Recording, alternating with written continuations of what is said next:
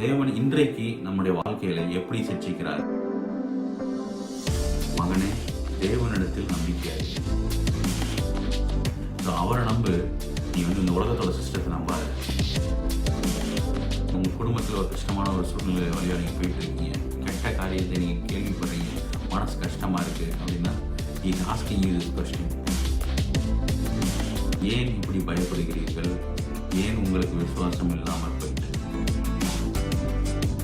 குடும்பத்தில் நீங்கள் சமாதானத்தை பேசுகிறீர்களானால் அங்கு சமாதானம் உண்டாகும். குடும்பத்தில் பிரச்சனை வருதுன்னா இது என்ன வார்த்தைகள் யூஸ் பண்ணோம்? Start speaking good words.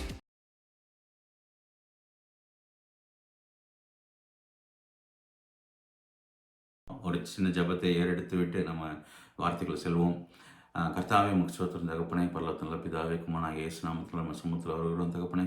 தேவரீர், இந்த நல்ல நாளுக்காக நன்றி ஆண்டவரே. இந்த நாளையும் ஆண்டவரே நீர் எப்படி குடும்பத்திலே ஆண்டவரே நீர் உடைய சிக்ஷையை வைத்து எங்களை நீர் கரெக்ட் பண்ணுகிறீர், நீர் நேர் வழிப்படுத்துகிறீர் அப்படின்ற காரியங்களை நாங்கள் கற்றுக்கொள்ள போகிறோம் தகப்பனே. எங்களுடைய வணக்கங்களை நீர் திறந்து விடுகிறீர்.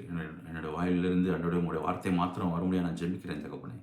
ஆண்டவரே, எங்கள் வாழ்க்கையிலே எங்கள் குடும்பத்திலே ஆண்டவரே சுபிட்சமும் சமாதானமும் சந்தோஷமும் ஆண்டவரே மற்றும் ஆண்டவரே எல்லா சமாதானம் உண்டாகும்படியாக நான் ஜெபிக்கிறேன் தகப்பனே. ஆண்டவரே, உமக்கு ஸ்தோத்திரம் தகப்பனே. எங்களுக்கு இந்த காரியங்களை நாங்கள் அண்டர்ஸ்டாண்ட் பண்ணிக்க பரிசுத்த ஆவியானவர் வல்லமே நீர் எங்கள் வாழ்க்கையில் கிரியை செய்து எங்களுக்கு நீ கற்றுக் கொடுக்கிறீர். அதற்கான நன்றி தகப்பனே. எல்லா துதிக்கான மகிமையெல்லாம் உமக்கே செலுத்துகிறோம். செய்வதா நன்றி இயேசுவின் பிதாவே. ஆமென். ஓகே. ஸோ இந்த காரியத்தில் நீங்கள் சென்ற வீடியோவை நீங்கள் பார்க்கல அப்படின்னா கண்டிப்பாக பாருங்கள். அதை பார்த்து விட்டு இதுக்கு வாங்க. ஏன்னா அதில் சிக்ஷைனா என்னன்றதை நம்ம பார்த்தோம். சிக்ஷை என்றால் நம்மளுக்கு கர்த்தர் நம்ம இடத்தில் போதிப்பது, அவருடைய வார்த்தை கொண்டு நம்ம இடத்துல போதிக்கிறது தான் சிக்ஷை அப்படின்றத நம்ம பார்த்தோம். ஸோ இது ரொம்ப முக்கியமான ஒரு காரியமாக இருக்கிறது. இது நம்மளுடைய மைண்டில், நம்மளோட அறிவில் நம்ம ஃபிக்ஸ் பண்ணிக்கணும் பாருங்கள். ஏன்னா இது இல்லை அப்படின்னா, இது இல்லாமல் நம்மளுடைய வாழ்க்கையில் நடத்தணும் அப்படின்னா நம்மளுக்கு வாழ்க்கையில் வர சோதனைகள் எல்லாத்தையும் நம்ம சிக்ஷைன்னு நினச்சிட்டு நம்ம கர்த்தர் இதெல்லாம் அலோவ் பண்ணுறாரு போல், இதை அனுமதிக்கிறார் போல் அப்படின்னு நினச்சிருவோம் நம்ம. ஸோ இந்த காரியங்களை நம்ம போன வீடியோவில் பார்த்தோம். ஸோ தொடர்ந்து அதை பாருங்கள். அதை பார்த்து விட்டு இதுக்கு வாங்க. ஸோ இந்த நாளில் எதை நம்ம பார்க்க போகிறோம் அப்படின்னா, தேவன் இன்றைக்கு நம்முடைய வாழ்க்கையில் எப்படி சிக்ஷிக்கிறார், எப்படி நம்முடைய வாழ்க்கையில் சிக்ஷிக்கிறார் அப்படின்றத பார்ப்போம். இது இயேசுவானவர் தாமே அவர் ஃபஸ்ட்டு ஒரு மாடலாய் நம்முடைய வாழ்க்கையில் இந்த காரியத்தை கற்றுக் கொடுக்குறாரு பாருங்கள். ஸோ ஒரு வசனம் வாசிப்போம், ஒரு சம்பவம் வாசிப்போம் புதிய ஏற்பாட்டில். ஏன்னா இந்த சம்பவம் ரொம்ப முக்கியமான ஒரு சம்பவம். இதில் அநேக காரியங்கள் நம்ம கற்றுக்கொள்ளலாம். ஆனால் இதில் ஒரு காரியத்தை நம்ம ஃபோக்கஸ் பண்ண போகிறோம் இதில். Okay. So how God teaches his people, எப்படி அவர் சிக்ஷிக்கிறார் அப்படின்றத நம்ம இதில் பார்க்க போகிறோம். மார்க் 11ஆம் அதிகாரம் எல்லாருக்கும் தெரிந்த சம்பவம் தான் பாருங்கள். அத்தி மரத்தில் அவர் ஒரு சாபத்தை விடுகிறார். அந்த சாபம் எப்படி பழிக்கிறது, அதிலிருந்து என்ன கற்றுக்கொள்கிறோம், இந்த காரியத்தை நம்ம பார்க்க போகிறோம். ஸோ மார்க் 11ஆம் அதிகாரம் 12 முதல் 25 முடிய நான் ஒரு வசனம் வாசிக்கிறேன். தொடர்ந்து வாசிங்க என் கூட சேர்ந்து. மறுநாளிலே அவர்கள் பெத்தானியாவிலிருந்து புறப்பட்டு வருகையில் அவருக்கு பசி உண்டாயிற்று. அவர் ஒரு மனுஷன் தானே, ஸோ அதனால் அவர் பசியாயிடுச்சு. அப்பொழுது இலைகள் உள்ள ஒரு அத்தி மரத்தை தூரத்திலே கண்டு அதில் ஏதாகிலும் அகப்படுமோ என்று பார்க்க வந்தார். அத்தி பல காலமாய் இராதபடியால் அவர் அதனிடத்தில் வந்தபோது அதில் இலைகளே அல்லாமல் வேறொன்றையும் காணவில்லை. அது சீசனே இல்லை. That is not the time for fix to bring fourth it's fruit. So அது ஃப்ரூட்டிங் சீசன் இல்லை. So obviously it's very natural. அதில் பணம் காணப்படுறது காணவே பண்ண முடியாது பாருங்கள். அதில் நீங்கள் யூ காண்ட் எக்ஸ்பெக்ட். ஆனால் தேவன் இந்த காரியத்தின் மூலமாக ஒரு காரியம் செய்கிறாரு. அடுத்தடுத்த வசனத்தில் ஒரு காரியத்தை கற்றுக் கொடுக்குறாரு அவருடைய சீஷர்களுக்கு. ஸோ நம்ம இது அன்றாடம் எப்படி கர்த்தர் தம்முடைய பிள்ளைகளுக்கு எப்படி அவர் ஹீஸ் டீச்சிங் அப்படின்றத நம்ம பார்க்குறோம். நம்ம 14ஆம் வசனம். அப்பொழுது இயேசு அதை பார்த்து, இது முதல் ஒரு காலம் ஒருவனும் உன்னிடத்தில் புசியாதிருக்க கடவன் என்றார். அதை அவருடைய சீஷர்கள் கேட்டார்கள். ஸோ சீஷர்களுக்கு கேட்குற மாதிரி அவர் சத்தமாக பேசிக்கிறார். 12 பேர் கேட்குற மாதிரி அவர் சத்தமாக பேசிக்கிறார் பாருங்க. இனிமேல் எவனும் அவங்ககிட்ட ஒரு பழத்தை கூட சாட மாட்டான் அப்படின்னு சொல்லி ஒரு சாபத்தை கொடுக்குறாரு பாருங்க. ஸோ அந்த சாபத்தை கொடுத்துட்டு அவர் ஒரு விஷயமா அடுத்த ஒரு ஒரு காரியமாய் அவர் சென்று விடுகிறார். அவரெல்லாம் போகிறாரு, போய் தேவாலயத்தில் போயிட்டு இந்த காசுக்காரன் அப்புறம் புறா விற்கிறவனெல்லாம் அடித்து நொறுக்கி அந்த காரியத்தெல்லாம் முடிச்சுட்டு எல்லாத்தையும் முடிச்சுட்டு என்ன பண்ணுறாரு, திரும்புகிறார். அங்கே ஒரு ப்ரீச்சிங் கொடுத்துட்டு அதுக்கப்புறம் திரும்புகிறார். பாருங்க 19ஆம் வசனம் வாசிக்கிறேன். சாயங்காலம் ஆனபோது அவர் நகரத்திலிருந்து புறப்பட்டு போனார். Is returning back. ஓகே, அடுத்த வசனம் இன்ட்ரெஸ்டிங். 20ஆவது வசனம். மறுநாள் காலையிலே அவர்கள் அவ்வழியாய் போகும்போது அந்த அத்தி மரம் வேரோட பட்டு போய்கிறதை கண்டார்கள். ஸோ சீஷர்கள்லாம் என்ன பண்ணுறாங்க, சீஷரும் இயேசுவும் என்ன பார்க்குறாங்க, அந்த அத்தி மரத்தை பார்த்து அவர் சபித்த காரியம் அது வந்து இட் மேனிஃபெஸ்டட், அது வந்து நடந்துருச்சு. வேரோடு என்ன ஆயிடுச்சான், பட்டு போயிடுச்சான் ஃபுல்லாக. அவ்வளோதான், dead, gone dead, nothing there. So அதிலிருந்து இனிமேல் ஒரு பழமும் வராது. அந்த மாதிரி அவர் சொன்ன வார்த்தையின்படி அது நடந்துருச்சு. அப்போ பேதுரு மட்டும் அதை நினைவு கூறுறான் பாருங்க. பேதுரு அதை நினைவு கூர்ந்து அவரை நோக்கி, ரபி, இதோ நீ சபித்த அத்தி மரம் பட்டு போயிட்டு என்றார். ஸோ ரிமைண்ட் பண்ணுறான் இயேசுக்கு, நீர் இங்கே பாருங்க ஆண்டவரே, நீங்கள் சொன்னது மாதிரி நடந்துருச்சு, சபிச்சது மாதிரியே அது நடந்துருச்சு அப்படின்னு சொல்லி பேதுரு வந்து கர்த்தருக்கு வந்து ரிமைண்ட் பண்ணுறான் இயேசுக்கு. அப்போ அடுத்த வசனம் தான் அதில் கீ பாருங்க. இந்த 22ஆம் வசனம் வந்து இட்ஸ் அ கீ. அதில் தமிழில் வந்து ஒரு முக்கியமான வார்த்தையை முழுங்கிட்டாங்க, என்னன்னு தெரில. அது வந்து ஒரு தப்பான காரியமாக நான் பார்க்குறேன். ஏன்னா அதுதான் அதில் கீ. ஆக்சுவலாக தேவன் எப்படி நம்மக்கிட்ட வந்து கரெக்ட் பண்ணுறாரு. அப்போ வந்து பைபிளில் போட்டிருக்கா, இந்த மாதிரி பேதுருவோட காதை பிடிச்சி திருகி வலிக்கிற மாதிரி திருகி, நீ நேற்று பார்த்தில நான் பேசுனது பார்த்தில, அப்புறமும் ஏன் உனக்கு அது மண்டையில் பட மாட்டேங்குது அப்படின்னு சொல்லி திருகிறாரா அப்படின்றத நம்ம பார்ப்போம். 22ஆம் வசனம். இயேசு அவர்களை நோக்கி, தேவனிடத்தில் விசுவாசம் உள்ளவராக இருங்கள் அப்படின்றது. இதில் வந்து ஒரு முக்கியமான வார்த்தையை விட்டுட்டாங்க. ஸோ இங்கிலீஷில் வாசிக்கிறேன் நான். And Jesus answering saith unto them. என்ன சொல்றாரு? Jesus answering said to them. அவருக்கு பதிலளிக்கையில், இயேசு அவர்களுக்கு பதிலளிக்கையில் இப்படியாய் சொன்னார் அப்படின்னு தான் இருக்கணும். அவங்க வந்து மூணே வார்த்தையில் சுருக்கிட்டாங்க, இயேசு அவரை நோக்கி அப்படின்ட்டு. நோக்கி என்ன பண்ணார், பேசினார்ல, அந்த பேசினாருன்றதை வந்து அவர் வந்து அதில் வந்து கண்டிப்பாக சொல்லியிருக்கணும் பாருங்கள் வேதத்தில், தமிழ் டிரான்ஸ்லேஷனில். ஆனால் சொல்லப்படல.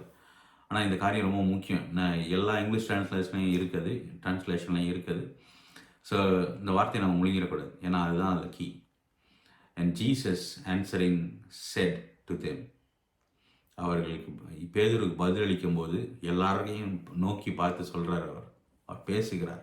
he talks. அதான் அவரோட போதனை பாருங்கள். அதுலேருந்து ஒரு மிகப்பெரிய ஒரு காரியத்தை அவர் கற்றுக் கொடுக்குறார் அவருடைய சீஷர்களுக்கு. ஆமென். ஸோ அது என்னவா, ஹாவ் ஃபெய்த் இன் காட். தேவனிடத்தில் விசுவாசம் உள்ளவர்களாக இருங்கள் அப்படின்னு சொல்லி சொல்கிறார். இன்னும் நிறைய டிரான்ஸ்லேஷன் என்ன போட்டிருக்குன்னா, have the faith of God. So நம்ம என்ன பார்த்துட்டு வரோம், எப்படி தேவன் நம்மளை சிட்சிக்கிறார் அப்படின்றத பார்த்துட்டு வரோம். ஸோ தேவன் நம்முடைய வாழ்க்கையில் இப்படி தான் சிட்சிக்கிறார் பாருங்க. நம்ம ஒரு காரியத்தில் நம்மளோட மைண்டு போகுது, வேறு மாதிரி போகுது, இல்லைனா வந்து நம்ம தவறான ஒரு காரியத்தில் ஒரு பாவத்தொழியாக போயிட்டுருக்கோம் அப்படின்னா, தேவன் நம்மளை சிட்சிப்பது இப்படி தான். அவர் இன்னைக்கு என்ன சொல்லலாம், அவர் நம்மகிட்ட எப்படி பேசலாம், மகனே தேவனிடத்தில் விசுவாசம் உள்ளவனாயிரு. நம்ம ப்ராபபிளி நம்ம இன்னைக்கு ஒரு கஷ்டமான ஒரு பண கஷ்டத்தில் நம்ம இருக்கலாம். நான் யாரும் சொல்லிட்டு இருக்கேன்னு தெரில, பட் ஆனால் அவங்க குடும்பத்தில் ஒரு பண கஷ்டமாக இருக்கலாம் இன்னைக்கு. ஆமாம், அந்த பண கஷ்டம் உங்களை வந்து பேங்க்குக்கும் இல்லை இன்னொருத்தர்கிட்டையும் ஓட உங்களை வந்து தள்ளுது பாருங்கள். அந்த கஷ்டம், அந்த சூழ்நிலையோட தள்ளுது. தேவன் இன்று உங்களை சிட்சிக்கிறார். எப்படி சிட்சிக்கிறார் அப்படின்னா, மகனே தேவனிடத்தில் நம்பிக்கையாரு. நீ வேற எங்கேயும் யார்கிட்டையும் போய் நம்பிக்கையாரா இருக்காத, ஆனால் தேவனிடத்தில் நம்பிக்கையாரு. ஏன்னா தேவன் அவர் வந்து வாக்கு பண்ணியிருக்கிறார். அவருடைய மகிமையின் ஐஸ்வர்யத்திலிருந்து நம்மளுடைய தேவைகளை அவர் நிறைவேற்றது மாத்திரம் அல்ல, அவர் நிரம்பி வெளியே பண்ணுகிற தேவனாக இருக்கிறார். ஆமென்.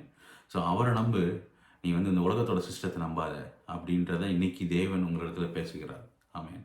இதுதான் சிட்சிப்பு பாருங்க. This is exactly what correction and teaching means and disciplining means.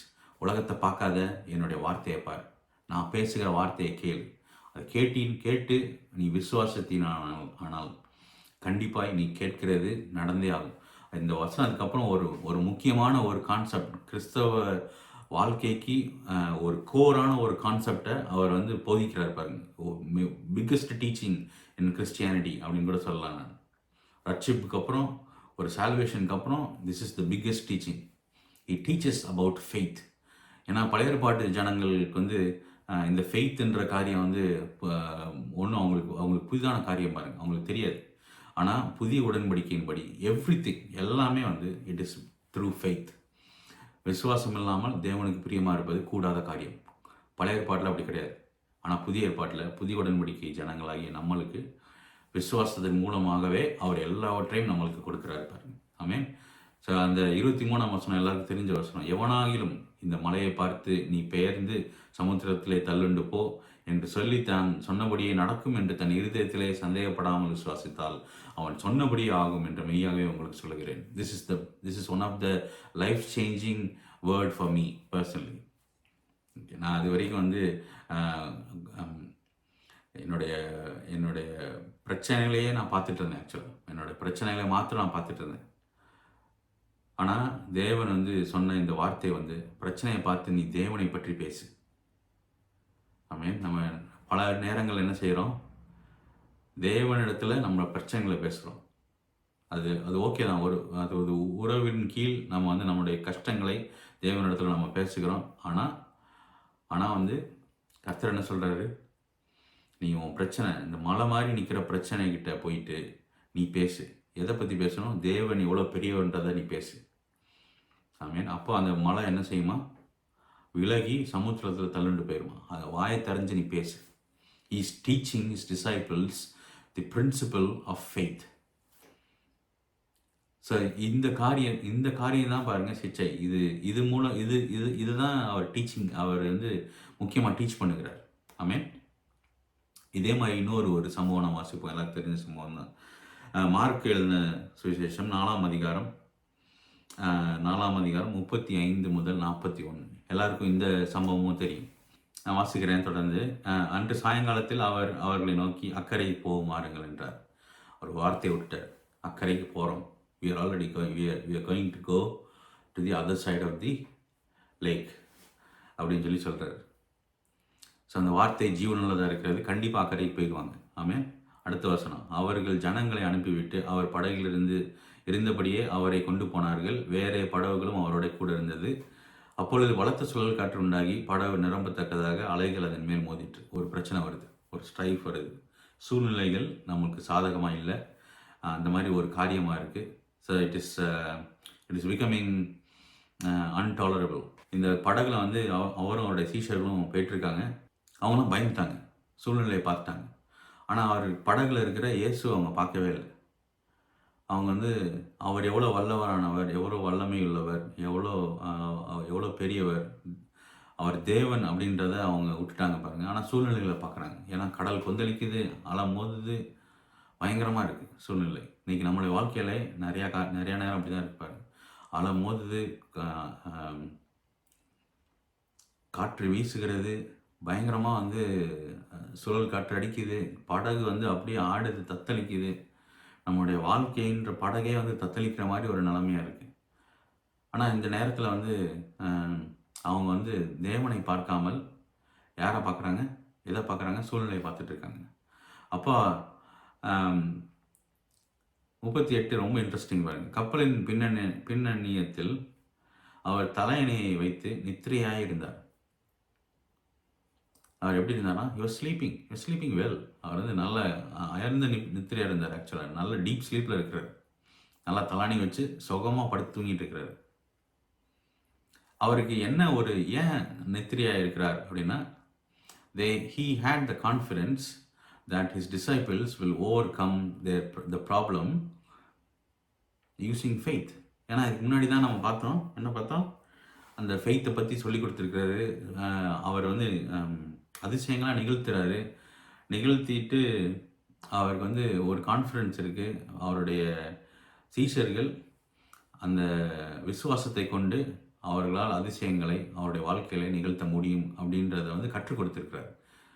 So அதனால் வந்து அவர் போய் அயர்ந்த ஒரு நல்ல ஒரு நித்திரையை போடுறாரு பாருங்க போட்டில். அப்போ 38 தொடர்ந்து வாசிக்கிறேன். அவர்கள் அவரை எழுப்பி, போதகரே, நாங்கள் மடிந்து போகிறது உமக்கு கவலை இல்லையா என்றார்கள். அவர் கவலைப்படுற ஆள் கிடையாது. அவர் எதுக்கும் கவலைப்படணும்னு அவசியமே கிடையாது. எப்படி பேசுகிறாங்க பாருங்கள். ஸோ போதகரே, நாங்கள்லாம் வந்து உங்களுக்கு மடிந்து போகிறது உங்களுக்கு கவலை இல்லையா அப்படின்னு சொல்லி கேட்குறாங்க. அப்போ அவர் ஃபஸ்ட் என்ன பண்ணுறாரு? Is getting up, is doing something. என்ன சொல்கிறாரு? அவர் எழுந்து காற்றை அதட்டி கடலை பார்த்து இறையாதே அமைதலாயிரு என்றார். ஃபஸ்ட்டு என்ன செய்கிறாரு? Is handling the problem. First உங்களுடைய வாழ்க்கையில் ஒரு பிரச்சனை வருது, நீங்கள் அவர்கிட்ட நீங்கள் முறையிடுறீங்க, வேறு வழி தெரியல, உங்களுக்கு சுற்றி உங்களுக்கு காற்றும் கடலும் அலையுமா இருக்கிறது, வாழ்க்கை போட்டு தத்தளிக்குது அப்படின்னா, நீங்கள் தேவனிடத்தில் பார்த்து நீங்கள் ஒரு ஜபத்தை ஏறெடுக்கிறீங்க. காப்பாற்றுங்க ஆண்டவரே, நாங்கள் சாகிறது. நிறையா பேரோட ஜபம் எனக்கு அப்படி தான் இருக்குது. ஆனால் God wants to correct, or God wants to correct that. இன்னைக்கு இது ஒரு சிற்றை பாருங்கள். தேவன் வந்து இதை மாற்றணும்னு நினைக்கிறார் இன்னைக்கு. ஆமென். சரி, என்ன செய்கிறாருன்றதை பாருங்கள். முதல்ல எந்திரிச்சு பிரச்சனையை ஃபஸ்ட்டு சால்வ் பண்ணுறாரு. காற்றை வந்து அதட்டுறாரு. அதே மாதிரி கடலை பார்த்து இறையாதேன்றாரு, அமைதலாருன்றாரு. அதெல்லாம் அமைதியாயிடுச்சு. அப்பொழுது காற்று நின்று போய் மிகுந்த அமைதல் உண்டாயிட்டு. ஸோ இந்த ப்ராப்ளம் இஸ் ரிசால்வ்ட். அங்கே பிரச்சனை முடிஞ்சது. அடுத்து என்ன பண்ணுறாரு? அடுத்து தான் இவங்ககிட்ட வர்றாரு. அடுத்து தான் சிக்ஷையை ஆரம்பிக்குது பாருங்க. பிரச்சனை முடிஞ்சிருச்சு, இன்றைக்கி உங்களுக்கு ப்ராப்ளம் இல்லை. ஆனால் அதுக்கு அடுத்து அவங்ககிட்ட திரும்ப பதில் சொல்கிறாரு பாருங்க. அவங்ககிட்ட வர்றாரு. 40வது வசனம், த கீ வேர்ஸ். அவர்களை நோக்கி. இங்கேயும் ஒரு முக்கியமான வார்த்தையை என்ன பண்ணிட்டாங்க? முழுங்கிட்டாங்க தமிழில். அதனால் இங்கிலீஷ்லேயும் வாசிக்கிறேன். ஏன் இப்படி பயப்பட்டீர்கள்? ஏன் உங்களுக்கு விசுவாசம் இல்லாமற் போயிற்று என்றார். இன்னைக்கு தேவன் உங்களை பார்த்து கேட்கிற காரியம் இல்லை, இது ஒன்று. ஏன் இப்படி பயந்தீர்கள்? Why are you afraid? ஏன் உங்களுக்கு விசுவாசம் இல்லாமற் போயிற்று அப்படின்னு சொல்லி கர்த்தர் என்று உங்களை பார்த்து கேட்குறாரு. உங்கள் குடும்பங்களில் நீ ஏன் பயப்படுறீங்க? ஏன் உங்களுக்கு விசுவாசம் இல்லாமல் போயிட்டு? நான் கற்றுக் கொடுக்கவில்லையா? didn't I teach you? So why didn't you have no faith? Amen. English அழகாக போட்டிருக்கு பாருங்க. அண்ட் he said அவர் என்ன சொன்னாரா? அவர் இடத்துல பேசினான் இருக்கு, அவர் சொன்னான் இருக்கு. அந்த சொன்னான்றதை விட்டுட்டாங்க. அவர் அவர்களை நோக்கி இதை பேசினார் அப்படின்னு இருந்திருக்கணும், சொன்னார் அப்படின்றது இருந்திருக்கணும். ஆனால் அது இல்லாமல் அதனால தான் இங்கிலீஷில் வாசிக்கிறேன். And he said unto them, why are ye so fearful? ஏன் பயப்படுறீங்க? why are you afraid? and how is that ye have no faith அப்படின்றது. ஆமென். ஸோ இந்த வார்த்தை ரொம்ப முக்கியம் பாருங்கள். இது ஒரு சிற்சிப்பின் ஒரு வார்த்தை. ஸோ தேவன் வந்து கர்த்தர் வந்து இன்றைக்கு நீங்கள் ஒரு கஷ்டமான உங்கள் குடும்பத்தில் ஒரு கஷ்டமான ஒரு சூழ்நிலை வழியாக நீங்கள் போயிட்டுருக்கீங்க, இல்லைன்னா வந்து ஒரு கடினமான ஒரு காரியம் உங்கள் வாழ்க்கையில் நடக்குது, இல்லை உங்களுக்கு கெட்ட காரியத்தை நீங்கள் கேள்விப்படுறீங்க, மனசு கஷ்டமாக இருக்குது அப்படின்னா, is asking you this question. ஏன் இப்படி பயப்படுகிறீர்கள்? ஏன் உங்களுக்கு விசுவாசம் இல்லாமல் போயிட்டு? ஆமென். ஸோ இன்றைக்கி வந்து all you need to is உங்களுடைய விசுவாசத்தை பயன்படுத்தி உங்களுடைய வாழ்க்கைங்கிற கப்பலை அசைத்து கொண்டிருக்கிற அந்த கப்பலை பார்த்து பேசுங்க. அதே மாதிரி இந்த தத்தளித்து கொண்டிருக்கிற கடலை பார்த்து நீங்கள் பேசுங்க. என்ன பேசணுமா? கர்த்தர் எப்படி பேசினாரா? இறையாதே அமைதலாயிரு. அவர் வந்து காற்றை அதட்டி கடலை பார்த்து இறையாதே அமைதலாயிரு. இங்கிலீஷில் அழகாக போட்டிருக்கு பாருங்க. Peace be still, peace be still, I command you, peace be still. இன்னைக்கு நீங்கள் உங்கள் குடும்பத்தில் take charge today and command peace in your family. இயேசு நாமத்தினால உங்களுடைய குடும்பத்தில் நீங்கள் சமாதானத்தை பேசுங்க. சமாதானத்தை பேசுகிறீர்களானால் அங்கு சமாதானம் உண்டாகும். ஆமென். இதுதான் அதில் கீ பாருங்கள். அடுத்து வந்து நம்ம இன்னைக்கு அடுத்து ஒரு முக்கியமான ஒரு கட்டத்தில் போகிறோம். என்னென்னா, இந்த புதிய உடன்படிக்கையில் எப்படி கர்த்தர் நம்மளை வந்து சிச்சிக்கிறார், நம்மளுக்கு டீச் பண்ணுகிறார் அப்படின்றத பார்த்தோன்னா, ஒரு வசனம் வாசிப்போம். யோவான் 16ஆம் வசனம். நிறைய வசனங்கள் இருக்குது. நான் இதை ரெஃபரன்சஸ்லாம் நீங்கள் வீட்டில் போய் வாசிச்சு பாருங்கள். ஃப்ரீயாக இருக்கும் வாசிங்க. யோவான் 14, 16, 17. அதே மாதிரி யோவான் 14, 26, யோவான் 15, 26. அதே மாதிரி யோவான் 16, 7 முதல் 15ஆம் வசனம். ஸோ ஒரு வசனம் வாசிக்கிறேன். 16ஆம் அதிகாரம் 7ஆம் வசனம் முதல் 17ஆம் வசனம் முடிய. இதில் வந்து பல காரியங்களை பேசுகிறாரு. இதில் எதை நான் எம்ஃபசைஸ் பண்ணணும்னு நினைக்கிறேன்னா, நமக்கு சத்திய ஆவியானவரை கொடுத்திருக்கிறார். நம்மளை வந்து ஆவியானவருக்குள்ளாக ஒரு அபிஷேகத்தை பெற்றுக்கொண்டவர்களாய் நம்ம வந்து ரட்சிக்கப்படும் போதே ஆவியானவரை நம்மளுக்கு இட் இஸ் எ கிஃப்ட். பாருங்கள், அது வந்து ஒரு மிகப்பெரிய ஒரு honorary gift. I am so privilege to have Holy Spirit. அவரோட வேலை என்னவா, அதுதான் வாசிக்க போகிறோம். ஸோ 16ஆம் அதிகாரம் 13ஆம் வசனத்தை மட்டும் வாசிப்போம். சத்திய ஆவியாகிய அவர் வரும்போது சகல சத்தியத்துக்குள்ளும் உங்களை நடத்துவார். அவர் தம்முடைய சுயமாய் பேசாமல் தாம் கேள்விப்பட்டவைகள் யாவையும் சொல்லி வரப்போகிற காரியங்களை உங்களுக்கு அறிவிப்பார். ஆமேன். ஸோ இதுதான் ஹோலி ஸ்பிரிட்டோட வேலை. பாருங்கள், அவர் என்ன பண்ணுறாரு, அவர் வந்து சகல சத்தியத்துக்குள்ளும் நம்மை நடத்துகிறார், உங்களை நடத்துகிறார். அதுதான் அதோட கீ பாயிண்ட். ஸோ சத்திய ஆவியானவர் நம்மை நடத்துகிற தேவனாய், நம்ம கூட வாசம் செய்கிற தேவனாய் நமக்குள்ளே இருக்கிறார். பாருங்க. ஆமேன். ஸோ இன்றைக்கி நம்மளுக்கு சிச்சிப்பு எப்படி வருதுன்னா, சத்திய ஆவியானவர் நமக்குள்ளே பேசுகிறார். ஆமேன்.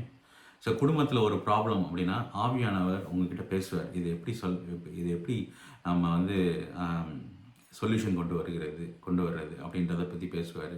அதே மாதிரி சத்தியம் நம்ம வார்த்தையை வந்து நமக்கு ரேமா வார்த்தையாய், நமக்கு ஸ்போக்கன் வேர்டாய் அவர் வந்து அதை குக் பண்ணி கொடுக்குற ஒரு எழுதப்பட்ட வார்த்தைன்றது வந்து எப்படி இருக்காங்கன்னா அரிசி மாதிரி இருக்குது.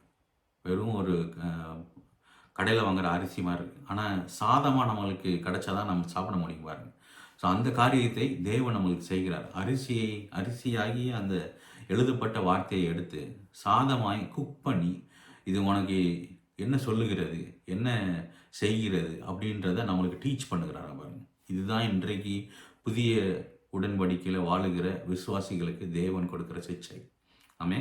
பரிசுத்த ஆவியானவர் நம்மளை சிச்சிக்கும் போது இப்படி தான் சிச்சிக்கிறார். வார்த்தையை கொண்டு சிச்சிக்கிறார், சத்தியத்துக்குள்ள வழிநடத்தி சிச்சிக்கிறார். ஆமே. ஸோ ஒரு வசனம் வாசிப்போம். அதே மாதிரி குடும்பத்துக்குள்ளே எப்படி அந்த சிச்சை நடக்குது அப்படின்றத நம்ம பார்ப்போம். எபேசியர் 5, 25 முதல் 28 முடியும். புருஷர்களே, உங்கள் மனைவிகளில் அன்பு கூறுங்கள், அப்படியே கிறிஸ்துவும் சபையில் அன்பு கூர்ந்து தாம் அதை திருவசனத்தை கொண்டு தண்ணீர் முழுக்கினால் சுத்திகரித்து பரிசுத்தமாக்குறதுக்கும் கரைதிரை முதலானவைகள் ஒன்றுமில்லாமல் பரிசுத்தமும் பிழையற்றதுமான மகிமையுள்ள சபையாக அதை தமக்கு முன் நிறுத்தி கொள்வதற்கும் தம்மை தாமே அதற்காக ஒப்பு கொடுத்தார். ஆமேன். ஒரு ஃபேக்ட் அடங்கியிருக்கு பாருங்க. அது என்ன ஃபேக்ட் அப்படின்னா, எப்படி குடும்பத்தை நாம் வழிநடத்தி சொல்லணும். இது முக்கியமாக வந்து ஹஸ்பண்ட்ஸுக்கு சொல்லியிருக்கு பாருங்க. எப்படி குடும்பத்தில் வந்து நீங்கள் மனைவிகள் இடத்தில் நீங்கள் அன்பு கூற வேண்டும் அப்படின்றது போட்டு. ஸோ அன்பு கூறுவதற்கு ஒரு மாடலை கிறிஸ்துவானவர் காட்டுறாரு பாருங்க. அவர் எப்படி வந்து அவருடைய சபையில் எப்படி அன்பு கூறுகிறாரோ அதே போல் புருஷர்மார்களே உங்கள் மனைவிகளிடத்தில் அன்பு கூறுங்கள். எப்படி சபையில் வந்து அன்பு கூறுகிறார் அப்படின்றத 26ஆம் வசனத்தில் முத பாட்டு சொல்லுது பாருங்க. தாம் அதை திருவசனத்தை கொண்டு எப்படி பரிசுத்தப்படுத்துகிறாராம் அவருடைய சபையை, திருவசனத்தை கொண்டு, by his word. அதில் English அழகப்பட்டு he might sanctify and cleanse it with the washing of water by the word. அது தண்ணீர் முழுக்கினால் சுத்திகரித்துன்னு வேறப்பட்டிருக்கு. தண்ணீர் முழுக்கினால் சுத்திகரிக்கப்படுகிறது அப்படின்னா it talks about the Holy Spirit anointing. So Holy ஸ்பிரிட்டை கொண்டு அவர் வந்து வார்த்தையை கொண்டு பரிசுத்தமாக்குகிறார். ஆமேன். ஸோ நம்மளோட வாழ்க்கையில் நடக்கிற பிரச்சனைகள் எல்லாத்துக்கும் நீங்கள் ரூட் பார்த்தீங்கன்னா வார்த்தையாக தான் இருக்கும். கணவன் வந்து தேவையில்லாமல் விட்ட அந்த வார்த்தை வந்து it will cause lot of problems. அதே மாதிரி மனைவியும் வார்த்தையை விட்டுட்டாங்க அப்படின்னா it is causing lot of problems.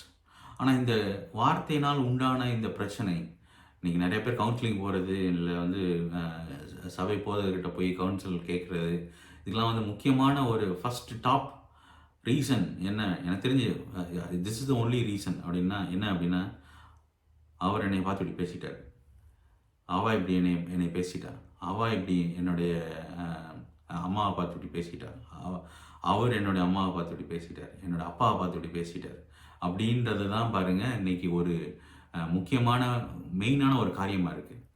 இந்த வார்த்தைகள் இட் கேன் கில் யூ. நம்முடைய வாயிலேருந்து வர்ற வார்த்தைகள் ரொம்ப ரொம்ப முக்கியம் பாருங்கள். அதனால் தேவன் எப்படி அவருடைய சபையை நேசிக்கிறாரா, வார்த்தையை கொண்டு அதை சுத்திகரித்து கிளீன்சஸ் இட், பரிசுத்தமாக்கி அவருடைய சபையை நேசிக்கிறான்னு வேதத்தில் வாசிக்கிறோம் நம்ம. ஸோ நம்ம குடும்பத்தை நம்ம எப்படி நம்ம நேசிக்கணும், வார்த்தையை கொண்டு நம்மளுடைய மனைவியையும் நம்முடைய புருஷனையும் வார்த்தையை கொண்டு சுத்திகரித்து கிளென்ஸ் பண்ணி பரிசுத்தமாக்கி நம்ம நேசிக்கணும் பாருங்க. This is how exactly it is done. Amen. So நம்ம வந்து இந்த வார்த்தையை நம்ம விட்டுட்டோம் அப்படின்னா, வீட்டில் வந்து வார்த்தைகளை விட்டுட்டோம் அப்படின்னா அவ்வளோதான், there is no solution for that. அதே மாதிரி இந்த கெட்ட வார்த்தைகள் பேசும்போது, கெட்ட வார்த்தைகள்லாம் நான் வந்து ஒரு ஒரு அசிங்கமான வார்த்தையை நான் சொல்ல, எப்படி ரோட்டில் எல்லாம் பேசுவாங்களோ அந்த மாதிரி வார்த்தைகளை சொல்ல. தேவனுடைய வார்த்தைக்கு விரோதமான வார்த்தைகள் எல்லாமே கெட்ட வார்த்தைகள் தான் பாருங்கள். ஸோ தேவனுடைய வார்த்தைக்கு விரோதமான வார்த்தைகளை நம்ம குடும்பத்தில் நம்ம பேசணும் அப்படின்னா, அதை ஃபிக்ஸ் பண்ணுவதற்கு again we need to start speaking good words. நல்ல வார்த்தைகள் உங்கள் வாயிலிருந்து புறப்பட்டு செல்லணும் பாருங்கள். இதுதான் வந்து அந்த கெட்ட வார்த்தைகளை புறம்பே தள்ளும். ஆமீன். நல்ல வார்த்தைகள் நான் சொல்கிறது, தேவனுடைய வார்த்தையை நாம் பேசணும். அதுவும் எப்படி பேசணுமா, குடும்பத்தில் பிரச்சனை வருதுன்னா அதுக்கு என்ன வார்த்தைகள் யூஸ் பண்ணணும், அந்த வாஷிங் ஆஃப் வாட்டர், தண்ணீர் முழுக்கினால் சுத்திகரிக்கப்பட்ட அந்த வார்த்தை அப்படின்னா பரிசுத்த ஆவியானவரால் இனிஷியேட் பண்ணப்பட்ட அந்த ரேமா வார்த்தையை நாம் வந்து கேட்டு நாம் அதை பேசணும் பாருங்கள் குடும்பத்தில். ஸோ அப்படி பேச பேச நம்மளுடைய சூழ்நிலைகள் மாறிக்கொண்டே செல்லும். இன்றைக்கு நீங்கள் அப்படிப்பட்ட ஒரு சூழ்நிலைகளில் நீங்கள் வந்திருக்கீங்க அப்படின்னா, நான் வந்து I insist you, I ask you to talk the word of God. தேவனுடைய வார்த்தை என்ன சொல்லியிருக்கிறதோ, உங்களுக்கு மனைவியை நேசிங்கள்னு சொல்லி நீங்கள் நேசிங்க. நீங்கள் வந்து மனைவியை பார்த்து தேவனுடைய வார்த்தையை பேசிக்கிட்டே இருங்க. குடும்பத்தில் வந்து சமாதானத்தை பேசிக்கிட்டே இருங்க. குடும்ப ஜெபம் ரொம்ப முக்கியம் பாருங்கள். குடும்ப ஜெபம் எதுக்குன்னா சும்மா ஒரு கடமைக்கு பண்ணிட்டு போகிறது இல்லை. குடும்பத்தில் எல்லாரும் வந்து அந்த குடும்பத்துக்குள்ளே சமாதானத்தை பேசணும், சந்தோஷத்தை பேசணும்.